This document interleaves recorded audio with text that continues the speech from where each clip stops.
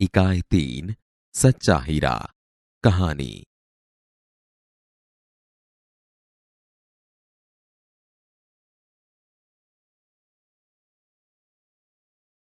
कहानी का श्रवण कीजिए।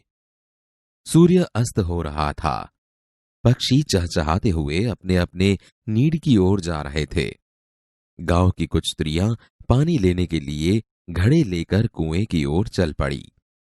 पानी भरकर कुछ स्त्रियां तो अपने घरों को लौट गई, परंतु उनमें से चार कुएं की पक्की जगत पर बैठकर आपस में इधर उधर की बातें करने लगी। बातचीत करते करते बात बेटों पर जा पहुंची। उनमें से एक की उम्र सबसे बड़ी लग रही थी।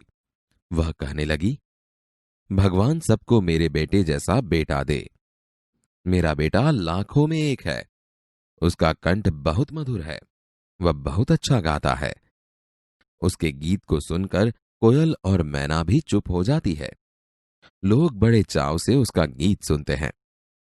उसकी बात सुनकर दूसरी स्त्री का मन हुआ कि वह भी अपने बेटे की प्रशंसा करे। उसने पहली स्त्री से कहा, मेरे बेटे की बराबरी कोई नहीं कर सकता।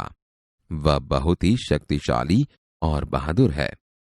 वह बड़े बड़े बहादुरों को भी पछाड़ देता है। वह आधुनिक युग का भीम है। यह सब सुनकर तीसरी औरत भला कैसे चुप रहती। वह बोल उठी, मेरा बेटा साक्षात बृहस्पति का अवतार है। वह जो कुछ पढ़ता है एकदम याद कर लेता है। ऐसा लगता है मानो उसके कंठ में सरस्वती का निवास हो। तीनों औरतों की बातें सुनकर चौथी स्त्री चुपचाप बैठी रही। उसने अपने बेटे के बारे में कुछ न कहा। पहली ने उसे टोकते हुए कहा, क्यों बहन, तुम क्यों चुप हो?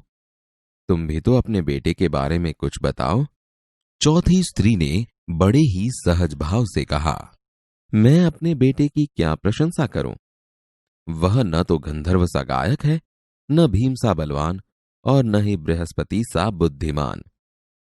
कुछ समय बाद जब वे सब घड़े सिर पर रखकर लौटने लगी, तब किसी गीत का मधुर स्वर सुनाई पड़ा।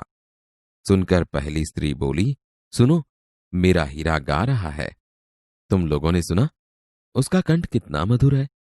वह लड़का गीत गाता हुआ उसी रास्ते से निकल गया। उसने अपनी मां की ओर कोई ध्यान नहीं दिया। इतने में दूसरी स्त्री का बेटा उधर से आता दिखाई दिया।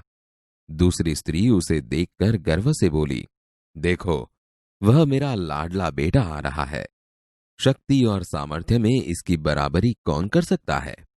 वह यह कह रही थी कि उसका बेटा भी उसकी ओर ध्यान दिए बिना ही निकल गया। वे कुछ आगे बढ़ी तो एकाएक तीसरी स्त्री का बेटा उधर से संस्कृत के श्लोकों का पाठ करता हुआ निकला। उसके उच्चारण से ऐसा लग रहा था मानो उसके कंठ में साक्षात सरस्वती विराजमान हो। तीसरी स्त्री ने गदगद स्वर में कहा, देखो, यही है मेरी गोद का हीरा।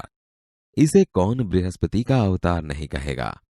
परंतु उसका बेटा भी मां की ओर देखे बिना आगे बढ़ गया।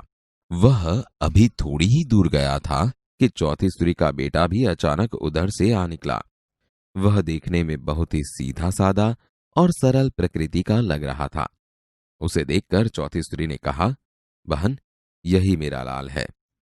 चौथी स्त्री उसके बारे में बता ही रही थी कि उसका बेटा पास आ पहुंचा। अपनी मां को देखकर वह रुक गया और बोला, मां, लाओ, मैं तुम्हारा घड़ा पहुंचा दूं। मना करने पर भी उसने मां के सिर से पानी भरा घड़ा उतारकर अपने सिर पर रखा और घर की ओर चल पड़ा। तीनों औरतें बड़े ही आश्चर्य से चौथी स्त्री के बेटे को देखती रहीं। एक वृद्ध महिला जो बहुत देर से इन औरतों के पीछे चलती हुई इनकी बातें सुन रही थी, पास आकर बोली, देखती क्या हो, यही सच्चा हीरा है।